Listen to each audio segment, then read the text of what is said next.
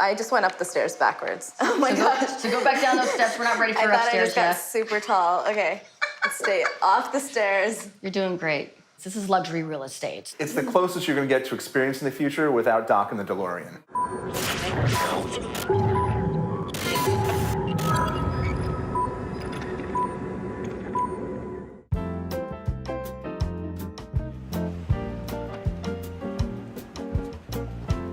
We're here at Time Equities, a luxury real estate developer that's using VR to help potential clients see spaces before they're even built.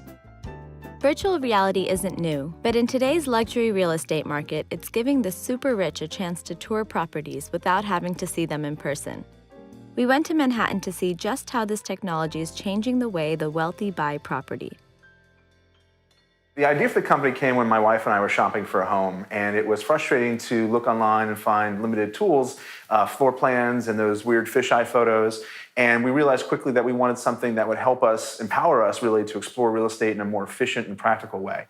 It's a time and convenience function, just same as ordering off of an online retailer. And if you could then go to an office with your agent and sit down and look through dozens of properties within minutes, that's a savings of hours and days. So when we go to create a project, we start with a floor plan from the client, and we create the walls, we create the floors. It's all CGI, so we start with a blank black universe, and everything that you see in it is our custom creation. We price out at about $1 to $3 per square foot of visualized space, and that includes an entire visualization package of 2D renderings and interactive experience with the Oculus Rift and HTC Vive. Right now, VR is used for luxury properties that haven't been completed yet. It's also made for foreign buyers who don't necessarily want to fly in from Dubai or Hong Kong to check out a new investment. To see how this works, we looked at 34 Prince Street, a building in Manhattan with apartments starting at $7 million.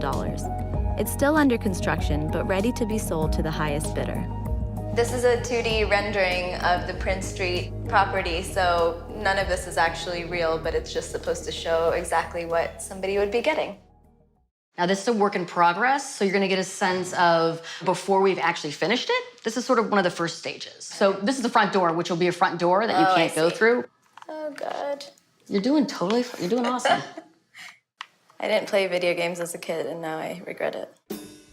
Are you ready to ride the Rift? I'm so ready. Let's do it. Okay. So just get that on nice and snug. Okay.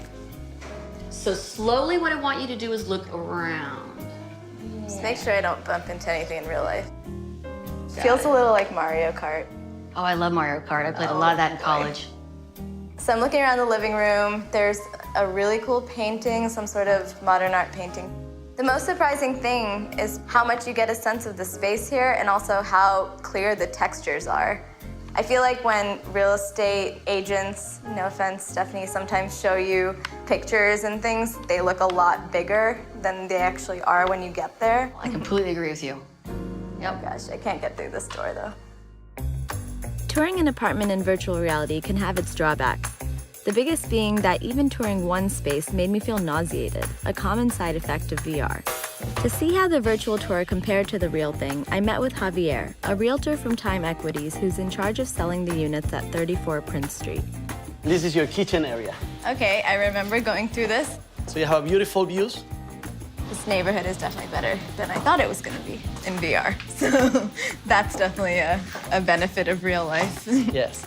How much did it cost your company to use the service, like The VR experience? This apartment is 3,757 square feet. Okay. So, Maybe you know, 10K. probably something around that, but I think it's worth it. Virtual reality could help investors looking to accumulate more square footage, and it's a different way to visualize a place that hasn't been built yet. But the technology still doesn't quite replace the experience of seeing a building in person. We definitely envision this going into the everyday market, $200,000 homes. There are tons of applications, and we see a big, bright future for virtual reality, for real estate. So this is only the beginning of where you're going to see virtual reality in our lives.